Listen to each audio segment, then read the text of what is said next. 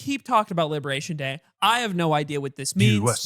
USA. It has to do with Trump, tariffs, which I'm sure can only mean good things. As the great Atrioc country is pulling this up. Partially why we haven't talked too much about this stuff, because we have considered it, is that this has changed so rapidly, so often since Trump came into office.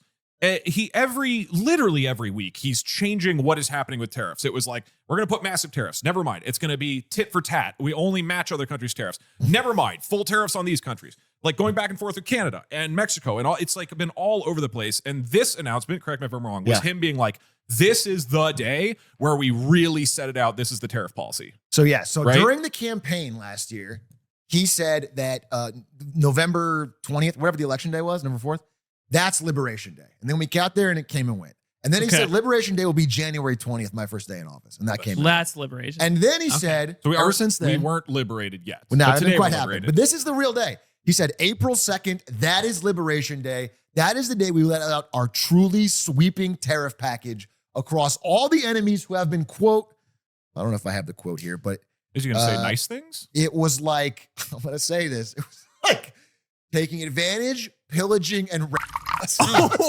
did he use that word? Use that word directly. I'm not putting that in his mouth. That was the direct quote. So I didn't realize we were trading with like pirates. I didn't. I thought we were just buying goods. I didn't realize that was being the guys like in Canada selling us like soft timber are Vikings. Dude, so I have this raiding fucking our image. villages. Wow. He had this. Did not Okay, so realize. I want to show this image that I'm bringing up here. Sorry, this is him pulling up on stage a list of all the countries who will now be receiving new reciprocal tariffs. Basically, they looked at whatever they counted as a tariff being used against us. And then there's a lot of like nebulous discussion here, but he said, we're going to give you tariffs back essentially equal to what you've given us. That's the idea. And we're going to counter back and we're going to make sure the trade is fair. Some of it's based on them just having a trade advantage. Like we're buying more of their stuff than they buy of us. So it's like not fair. We need to balance it. So you said, like, we have to worry about, I think the average American farmer is deeply worried about Svald and Jan Mayen taking advantage of us. I think I'm sick of it. They've been pillaging us. The herd in McDonald Islands have been, What is that? Is that a country? This is a country. What is Svalbard and Jan Mayen? I think it's a small island chain. I don't Oh, okay. Wait, isn't Svalbard like that Norwegian island where they keep the seeds? I mean, Norway's on here differently. So that's confusing. This is some kind of separate this must be entity. something different. They've been pillaging us? Tuvalu's been us over. I'm sick of it. Yes. You know, Twitch has to pay money for the .tv ad. These are like Pacific Island nations with like, tens of thousands of people. Maybe less? So we need to tariff them. Norfolk Island's getting a 29% tariff.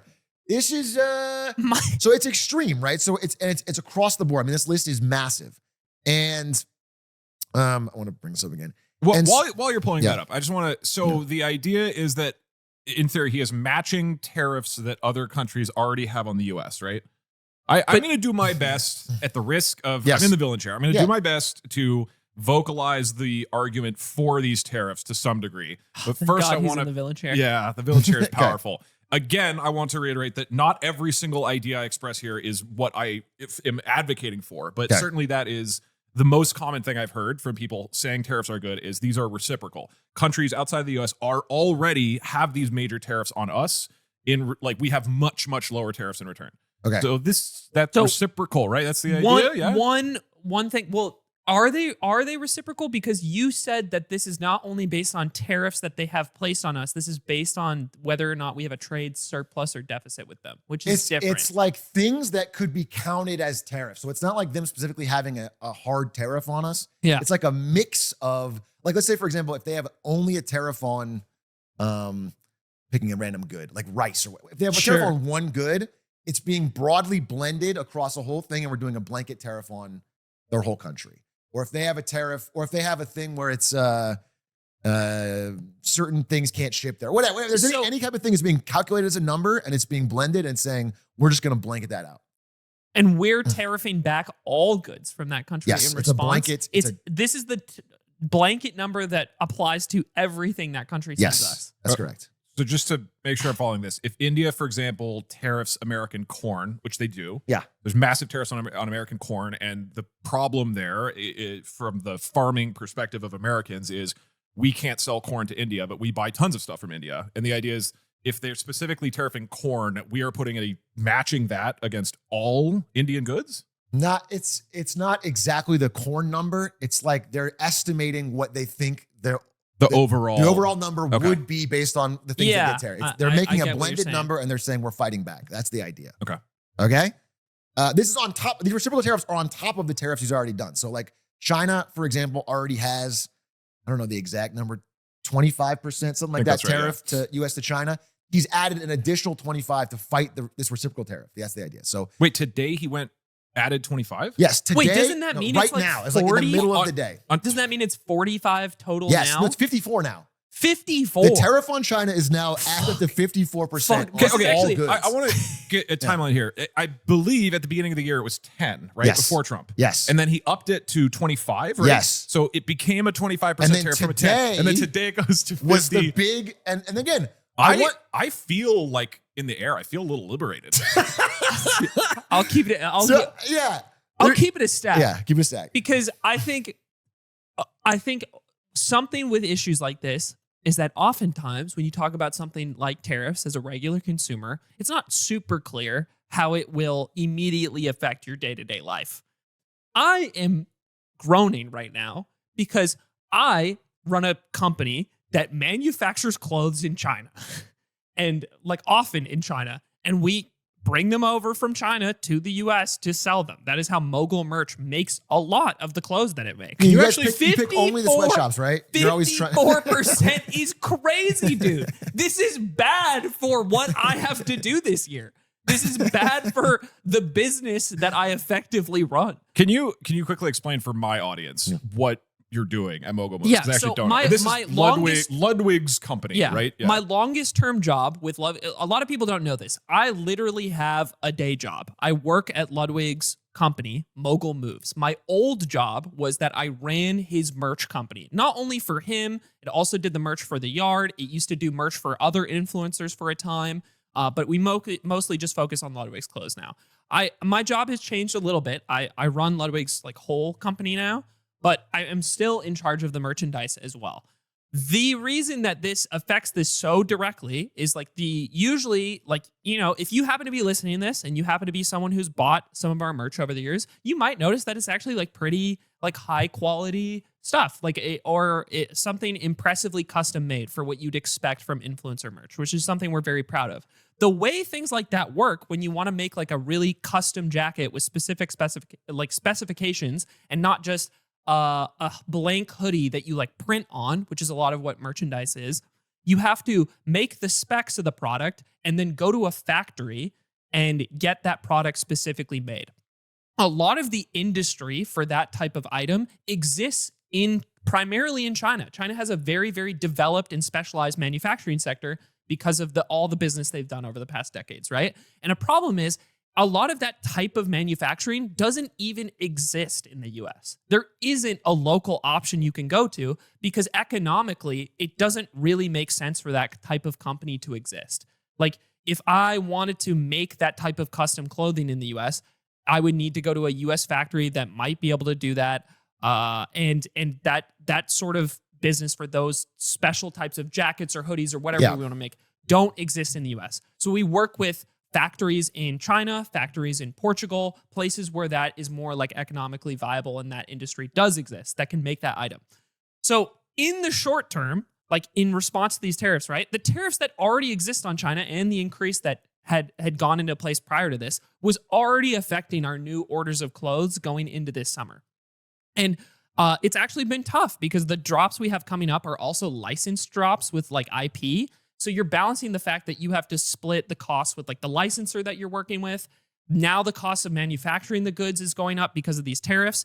And then this adds a huge percent to the base cost of those goods that we're making. I'm locked into those contracts to make with those factories already. I can't back out and like make another decision now. So that is why I am like, this is a very selfish reason to be exasperated, but I think probably something that other business owners in the US are feeling right now is they see this giant list and then be like, oh, this over, basically. This is perfect. Let me just go into this real quick. This is a perfect example. I also, I want to hear it because this is exactly what Trump wants. Exactly. Your response right now, which is Donald Trump would like you in response to that. Oh yeah. To build a factory in America. I know. Or for the demand to create a factory in America. I'd love that. That is what he would like, so that you would do this. And I can. How much could it cost, Michael? I don't $10? agree. But I want to steel man this argument. Okay, the idea is that all our manufacturing has gone to these different places. We want to bring it back. If we make it too expensive to buy from there, eventually someone will build it here. Is the idea. Now we've talked about the Jones Act and how that stuff can end up backfiring, and American consumers end up paying more for like a less quality product where they build up. But not even that. So if you are a person with a bunch of money and you're thinking, okay, well, I guess I'll build this factory. What you have to think about is in longer term cycles, like with more than a couple of years. Money. So you're like, okay, if I'm going to build this, then in 4 years or whatever, these tariffs better still be around. Because if they go away or they change, then I'm left with this unprofitable American factory that I spent all my money on. And then everyone's back to buying stuff from China for cheaper. So the tariffs have to be truly ironclad and rock solid and long-term and built with that in mind. Now, what we've seen so far is so chaotic and so scatterbrained and so up and down and so that it makes it impossible for any businessman to realistically get the funding, the agreement, the board approval to be like, all right, well, I'm gonna take the risk and I'm gonna build this in America. That's even if this would work. Now, there's other many Can I say the other part of this is so part of the reason that the factory doesn't exist in the US at all in the first place, right, is that if you opened that factory, the prices would be higher than the Chinese one, right? You would have to be the labor cost, the cost of building the factory. We can't even hire kids everything. Here. We can't even get the kids involved these days. And I'll bring that around when we talk about South Korea.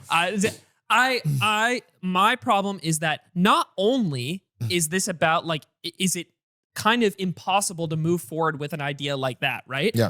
At my scale, I can't even make a decision like that. I can't be the one who opens the factory. I would rely on people with more money and more business interests in opening that factory to begin with. But even if that factory opened, the prices and costs of running that factory mean that whatever they produce would be more expensive than what I was getting from China or Portugal before. And the prices of how I have to sell the custom jacket that maybe I do get to make at that factory eventually are way higher than what I would have been able to sell the jacket at. So the hoodie that maybe we get to sell for, I'll make an example in my head. A common, a nice hoodie that we recently made cost around $80, $85. The margin to Mogul Moves at the end of all of that was a $20 margin-ish. And if we wanted to maintain that margin, the price just would have to shift up by whatever the value of the tariff is on that good, right? And and if I went to that American company that's producing it at a higher cost, then I have to sell my consumer a more expensive, more inaccessible hoodie. They are not benefiting from it either. Less people will be able to buy that product. If they want it. And I realize I run a merchandise company, right? There isn't nothing, no one's lives are no one's lives are at stake by being able to get the Mint Mogul Moves hoodie that we made or something. But I'm just making a point of it's not like this US factory gets built and then we magically get to go back to the costs and the price of the good pre-tariff. It's that industry just happens to exist in the US now. Or that more factory just happens to be in the US. Jobs in the US. Exactly. And then that's ignoring the point that Brandon said. And this is applied to every good, not just merchandise. Yes. Every good from nearly every country at the exact same time and with no prior even leak of what the numbers would be. Again, I've been watching this very closely up to this day. As of last night, the market was in panic because they don't know what he's going to announce. He comes out and all of these numbers hit at once. And the market was up today, and then this got announced, and it tanked. I mean, just plummeted. You guys are doing terrible in the stock market competition. Yeah, we are. And you're doing fine? I'm doing okay, but I'm down. I mean, everyone's down from this. This type of unreliability is one of the worst. I don't agree with tariffs in general. I think there's a long history. Yeah. Again, if you go back to the 1920s, into the 1930s, in the Great Depression, they had the Smoot-Hawley Tariff Act at the exact same time, where they thought it would bring prosperity. It didn't. It also didn't last very long. because people hated it so much they had to get rid of it, which is exactly what people who are looking at this are thinking. I'm not going to make big plans around these tariffs because they're going to be so unpopular. They're going to get rolled back. Yeah. And so so in the it's just meantime, it causing only chaos. causes It causes higher price in the short term.